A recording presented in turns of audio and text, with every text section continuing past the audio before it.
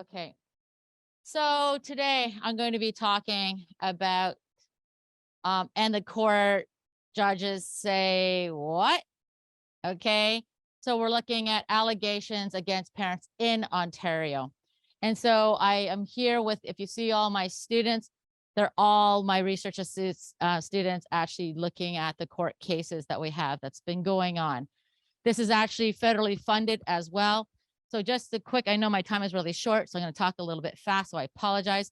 This all started in 2020, December. I'm actually a fathering parenting researcher.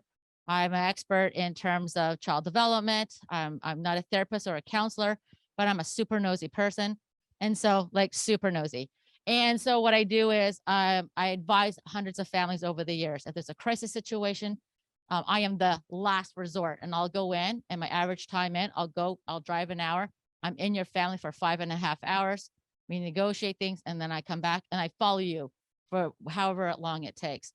So in 2020, December, Bijan was helping one of my master's students because he was interested in intimate partner violence. I'm like, against men. I'm like, ooh, violence. I don't do that, but you can do whatever you want because this is his part of his career. And when we put the study together, he actually reached out to Bijan, CCMF York region. And Bijan was so nice. He said, you know what? I'm not just going to send it to my clients. I'm going to send it to the national level. And I was like, wow, what kind of organization is actually going to help a researcher data collect? So long story short, Bijan and I had a talk. I wanted to give back to the community. I said, Bijan, if you ever want a study done, I'll do the study for you. I have a study. I'm like, what study is this? Nobody will do this study, but I have a study. And I'm like, okay, so what's this study? False allegations. And this is where this all started. Okay, then I met some families. I met Brian Ludmar. I met Jean Coleman. We actually wrote a grant together, and now we just got federally funded for it. And when I was thinking about how do you show that there is false allegations, you ask the mom, you ask the dad. If you go to the jails, you say, okay, whoever's innocent, come on out. Everybody's gone, maybe 5 left. Okay. So I'm thinking, but we can't ask the mom and we can't ask the dad because you don't know the sides and we don't have the time to go into the court, into their case. Let's go to the court judges. What are they saying? Okay. So now it's animated. So I'm going to be doing this a lot. So pre and post funding, so like I said, Zoom with Bijan, John. Yep. Okay. And we were successful. So what happened was while I was asking for funding, I started the study anyways.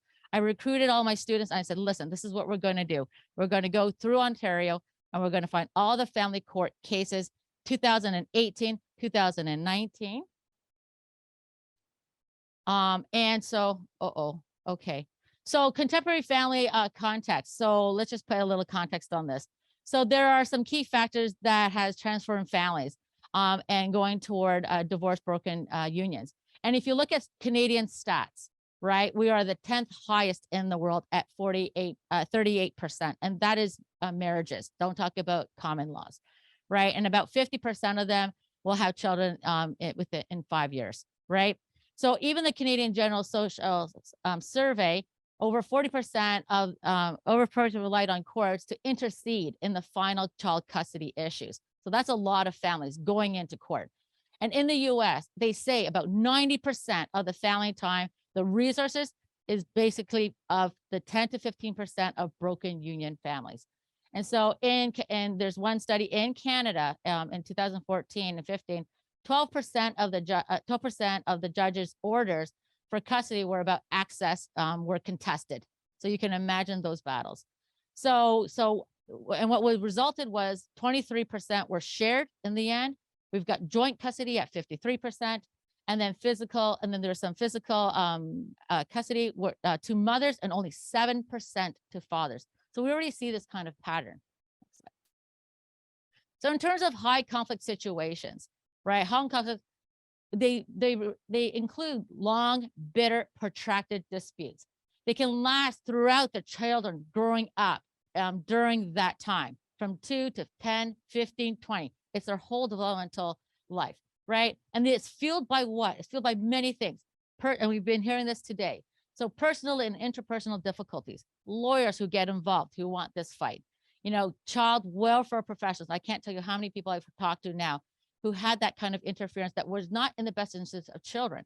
It was in the best interest of the mother and to push that agenda. Yeah. Okay. And then, so that's okay. Let's go on. So, and then the role of the fathers. I mean, so the Canadian study said that, okay, so 25% of non-custodial fathers did not see their children after 5 years.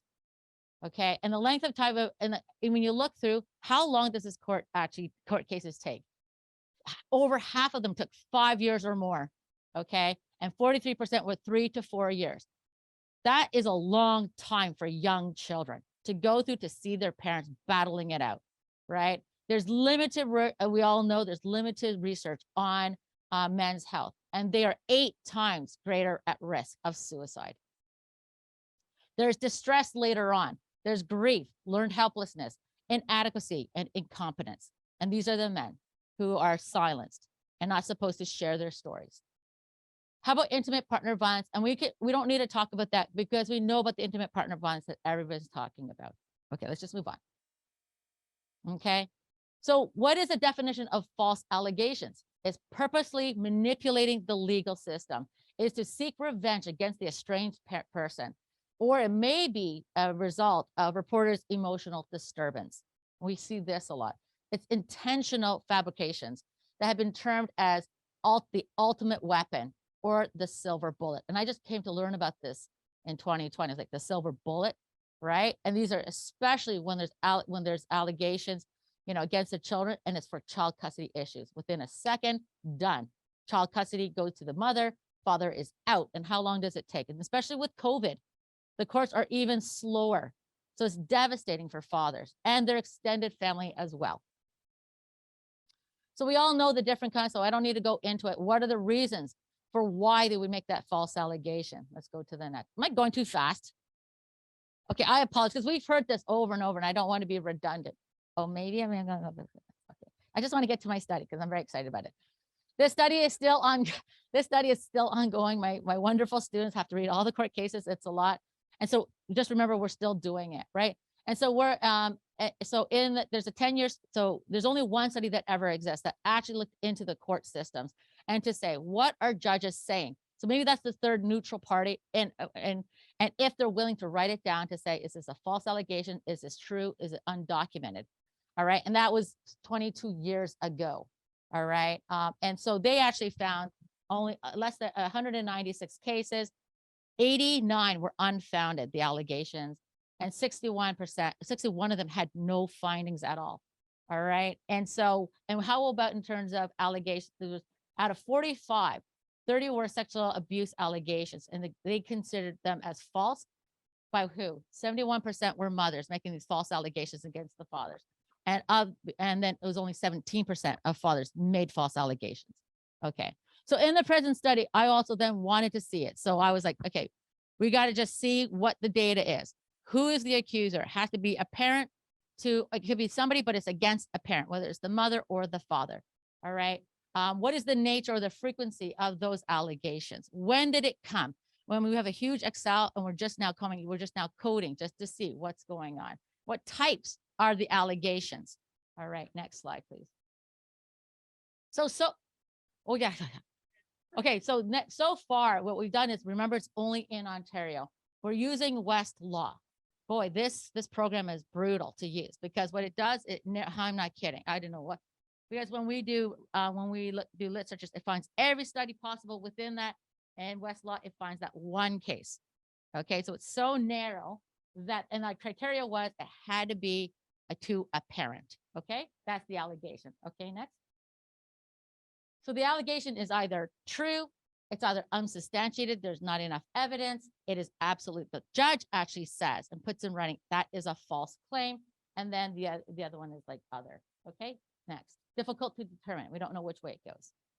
Okay, we had to go through Westlaw. We have a student, actually it's Clint Ellie, and he had to make the codes, more than 40 kinds of equations to try to find every single case that exists in Ontario. We're trying to be as thorough as possible. This is actually really important work, right? So I want to make sure we get every single thing, read every single page. So far right now, and we just started, we have hundreds and hundreds of cases to go. Just ask my students.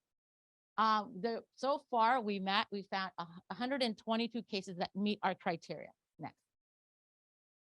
Look at this. Okay. This is the mothers. That is the father, and the child makes the allegation. All right. So we focus just on this. For the mothers, only out of over 100 cases, of them, only 29 by the judge. Remember, it's the judge's perspective says, you know what, that allegation you just said, that is true. 25 are unsubstantiated. There's not enough evidence for me to side on you. 30 of those cases, the judge actually says that is a false claim. I am not going to take that into consideration. Okay. And look at the fathers in comparison. Do fathers also use that strategy? Right. Going to put a false claim, and you can just see it. 6, 12, 13 cases that we've come across so far.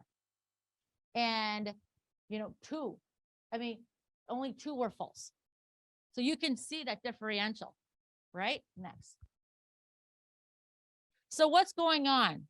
False allegation. And my concern, hey, it's okay. All right, thank you. My biggest concern when I heard about false allegations, I immediately went to the child is going to believe that they were actually abused.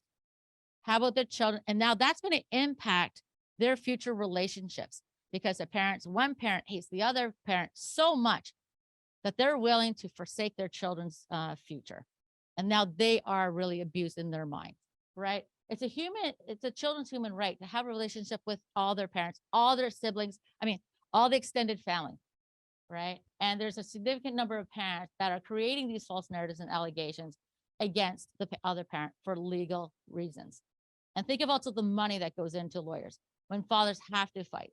And so when I talked with a group of men at the beginning, and I was just thinking to myself, it's almost like a curse for the fathers who love their children, because they can just say, oh, easy come, easy go, goodbye. And then all of that torture, all of that trauma, all of that, they wouldn't have to experience it year after year after year, no problem. And I actually, when I met with those men, I'm still with them, and they tell me what's going on in the courses, and I'm aghast. I'm embarrassed. It's terrible what's going on, and that's why we're doing this conference. The human, the financial cost, not only to the victim, but to the children, to the families, and to society as well. Thank you.